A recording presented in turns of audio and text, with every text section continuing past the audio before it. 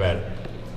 Talking to Frank in there about his emotion after that one hoop the other day, showing emotion. He doesn't do that often. Is that one of the things you like about him, just kind of that stoic, kind of non-emotional demeanor out there? Well, that's one of the things. There's a lot of things I like about Frank. Certainly, you cannot look at him and think he's happy. You can't look at him and think he's unhappy. You can just think that he's a stone face. But that one move did get a smile out of him, which you very rarely see. But that was probably a good thing. Devontae's kind of the opposite on the floor. I mean, grit and everything. They really complement each other, very much so this year. Are they more different out there or more similar, would you say? Well, I think the bottom line is I think they've always complemented each other fairly well. They just, last year they got better as they played together, and this year they just seem to know where the other one's going to be all the time and totally comfortable. But don't let Devontae smile fool you, and don't let Frank's stone face fool you. Frank is just as happy as Devontae when things are going well, and Devontae is just as big an assassin as Frank is when he's got that smile on his face too. So they're both killers. I don't think we could have better mindsets for a couple of guards. Coach, when you got into coaching, did you have any idea that 600 wins might be in your future or more? And I mean, was that the goal? You're obviously very competitive, but was that the goal, or do you even think in those terms when you're starting out? No, I wasn't thinking in those terms. I would have thought 600 losses would be the thing instead of wins. When you lose, what did we end up?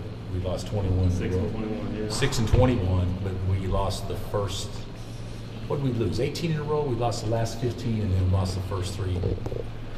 Back that up with 3 losses start the next year. So we went through a period of time where we were awful, and I thought if we could just get back to 500, that would be a remarkable trade, and those kids did. I mean, they played great.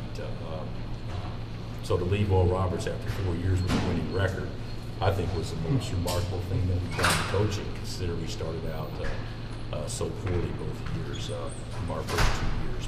But no, it's been a, I'm not going to get the least bit nostalgic on it or anything, but it has been a fun run. It's been a fun run with a lot of great kids, and certainly a ton of great players and great staffs and everything.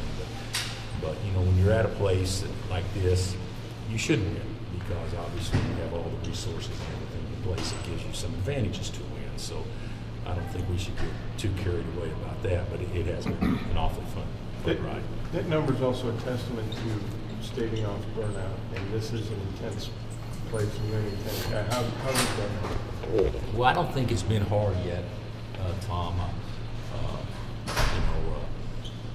Roy did it for 15 years, and then he left there and went to a place just as competitive as he is here. So he's been doing it for 28 years or whatever. But we have lived in the fast lane, at Illinois and here. So it's been a very competitive, adventure-filled, restless run, so to speak. But I don't think the candle's anywhere close to burned out. May not shine quite as bright as it did 15 years ago, but certainly it still is something that burns inside all of us, whether it be KT or myself or Norm. People have been here a long time. We still have that burning desire to get back and make another run at it. The 4 guards, I think before the season you're hoping for 10 to 15 minutes a game. Can you just evaluate the effectiveness that it's had so far? Well, considering the limited practice that we've done, people may say, how can you practice limited? We haven't.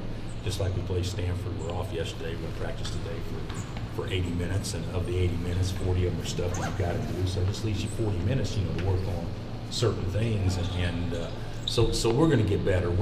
I really think starting next week, and then over the course of Christmas, we got a chance to really try to get better, doing some things that we haven't really, put in the 2-hour practices a day to try to get better at because of our schedule. But I think we've done okay, actually. I do. I think we've done okay.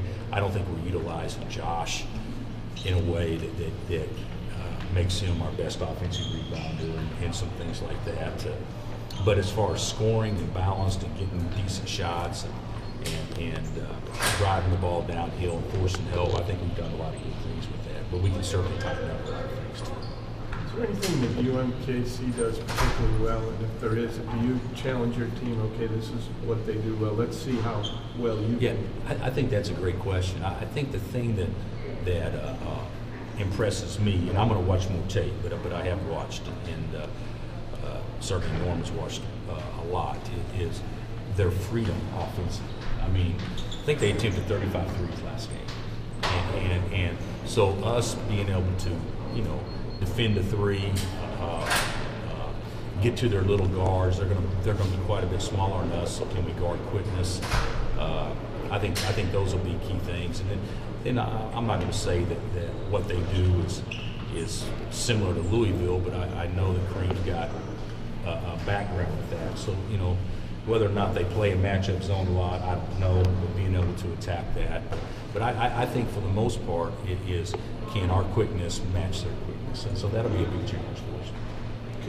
When smaller guards like Frank, probably more used to playing bigger guards than smaller guards, so is it tougher to play a smaller guard sometimes? I think if you ask anybody, and well, maybe not anybody, but if you ask any perimeter player that's not a post-up player, that's a perimeter player that's not a post-up player, would he rather have a big or a little guarding? I think the vast majority would say I'd much rather have a big one than a little.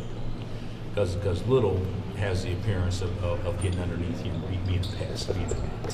Whereas bigs, sometimes, at least in theory, usually the smaller guys are a little bit quicker, so you can probably play with more space. So this will be one of those games. I think that they could bother us with their quickness. Anything else? With the free throw shooting, you mentioned how do you work on it, but not make it a mental thing? Because that's the last thing you talked about. That. We're not going to work on it much. We'll shoot free throws, and you know, there's ways you can incorporate more free throws in practice and things like that, which is true. And I went back and I looked at the stats. Frank should be better than 76%, but that's not all. Devontae hadn't shot a ton. Speed shot 2. So here's our, you know, maybe our best shooter shot 2. You know, Carlton is a 70% free throw shooter. Landon's a 65% free throw shooter, 70. You know, Doak needs to get his above 50, and he's not close to that right now. And Josh should be shooting 70 instead of you know 60 or whatever he is. But the whole thing, we're not a bad free throw shooting team. But if you eliminate our freshmen and the guys that are walk-ons, I mean, I know everything counts. I think we're shooting about 70-something%. So it's which isn't bad, and I know that those freshmen, you know, Mitching's going to go over for the season, and Udoka's going to be better than 33%, and Josh is going to shoot better than 60%. So really, the reality of it is, you know, we're shooting 59. Is that right now?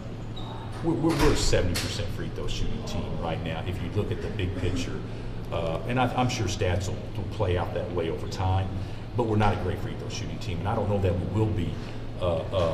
You know, if some of the guys that are getting fouled are not our best free throw shooters.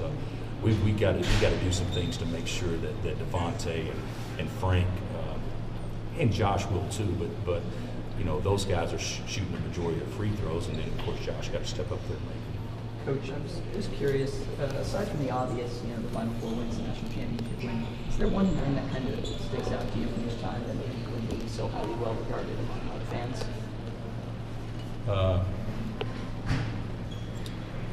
Well, I think there's been a lot that sticks out to me. I thought when we beat West Virginia a couple of years ago in the league, when Perry went down and went down 20 or whatever in the second half, I mean, that was a gutsy win. We beat Oklahoma when we're down 17 with 7 left.